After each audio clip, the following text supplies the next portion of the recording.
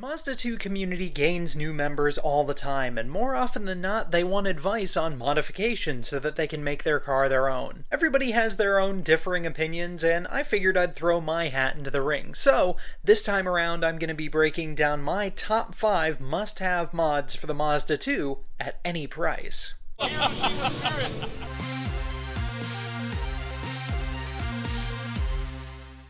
This video was made possible in part by your generous contributions on Patreon. Thank you. For the long-time subscribers, I want you to keep in mind that this is kind of going to be a clip show format. I've covered it all before in the past, but I wanted to compile this all together into a nice list for the new people so that they have something to reference when they're searching for that all-important first mod. First on the list, and first in all our hearts, is the AWR Dogbone rear engine mount. This is a super easy upgrade. It takes less than 20 minutes to install on the car. It's inexpensive, and the benefits you gain from it are numerous. The trouble with the Mazda 2 is that the factory rear engine mount is really soft and rubbery in the name of comfort, and that's not something you want. As standard on the 1-2 upshift, the car falls on its face if you're trying to drive it hard and fast, and that's no bueno. The AWR Dogbone takes care of that with its metal construction and polyurethane bushings. The mounts are of the highest quality, built by a great group of people out in California who support the Mazda 2 community and the Mazda community at large, and the best part of all is it comes in under $100, so it's affordable. Your throttle response will improve, clutch feel will be greatly improved, shifts, acceleration, you're probably even putting a little bit more power to the ground because the car's not rubber banding back and forth like it would with the stock mount. My recommendation, buy the Dogbone first. Once you've got it installed, you'll see what I'm talking about, and as I said in the video where I installed it on my own car, I can't believe I didn't buy it first. You can thank me later. And good news for the automatic contingent in our community, they make one for you guys too. It's a little bit more expensive, but now you can play with the rest of us. Next up on the list, we're talking Torsion Bars. This is another easy mod that you can install in literally 5 minutes on this car without even having to jack it up. How cool is that? The two main players in this category are DDMWorks and CorkSport. I think Racing Beat might still make one for this car, but it's not as popular and it's a lot more difficult to install compared to the others. The benefit you get from these parts is increased handling capability. The car will corner flatter, and the balance will change from understeer to neutral with some controllable oversteer, and even on stock suspension that means more fun, so that's a win. I personally have a CorkSport bar installed on my car, but I recommend the DDMWorks part because it's made out of steel versus aluminum and it takes a little bit better advantage of the design of the Mazda 2's torsion beam. Like the AWR Dogbone, both of these parts come in around $100, they bolt on in minutes, so it's a no-brainer. Really the only decision you have to make is which one to buy. Next on the list we have what I like to call the DDMWorks Short Shift Kit, which comprises of their short shifter and their shifter mount bushings. While the stock shifter in the Mazda 2 is snicky and fun, it's admittedly a little bit disconnected and numb feeling from the factory. The DDMWorks kit improves the feel, shortens the throw, and when you pair it with the right shift knob, it feels as close as you can to a Miata without actually having to buy one. You can get these parts directly from DDMWorks for $75 before shipping, and like everything I've covered so far, this mod comes with a strong recommendation. The installation is a little bit more complicated because you have to take apart the center console, but anyone with a basic set of hand tools can handle this installation in under an hour, and it's super easy.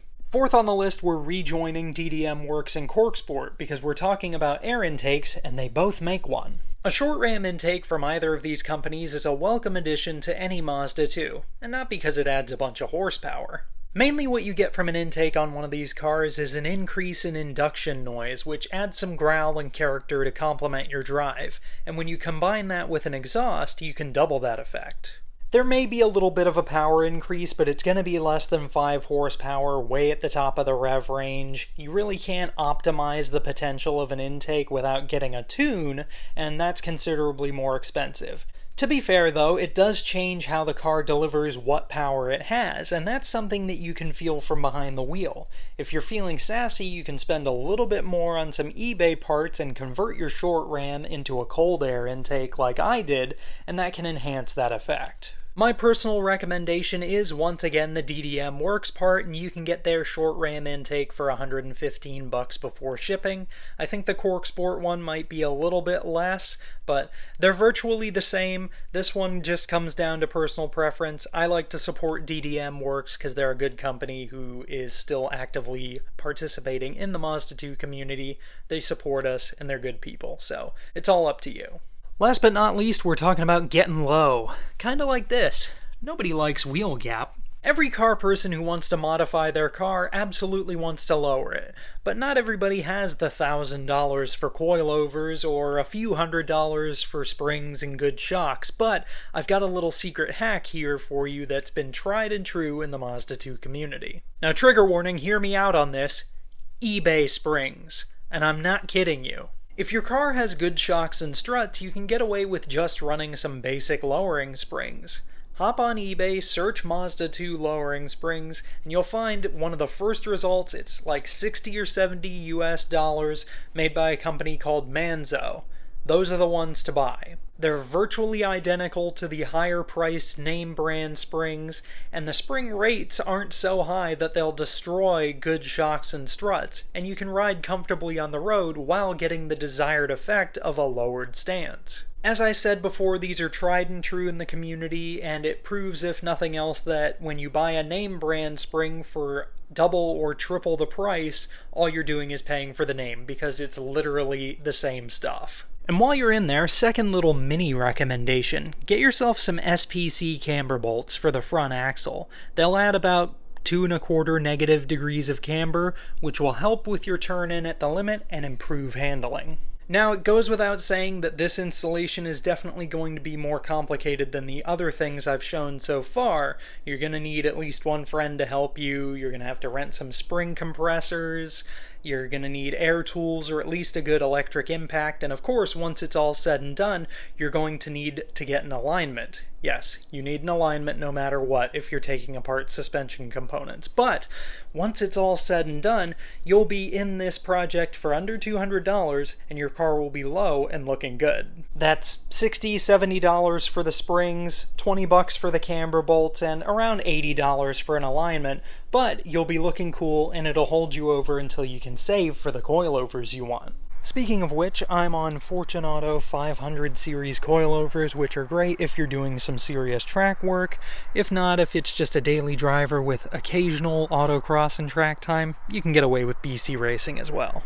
Any one of the modifications shown in this video is a great addition to any Mazda 2, and if you were to do them all together, you'd be on your way to a well-rounded machine. Of course, not everyone can do that, so my last recommendation of the video is, if you're on a budget and doing these one at a time, buy them in the order they were presented to you for the best results. There will be links in the description for all these parts as well as some old videos showing you how to install them. Unfortunately, I don't have a lowering spring install video because I started the channel after that was already done, but I'm sure there's plenty of information around the internet to help you out with that.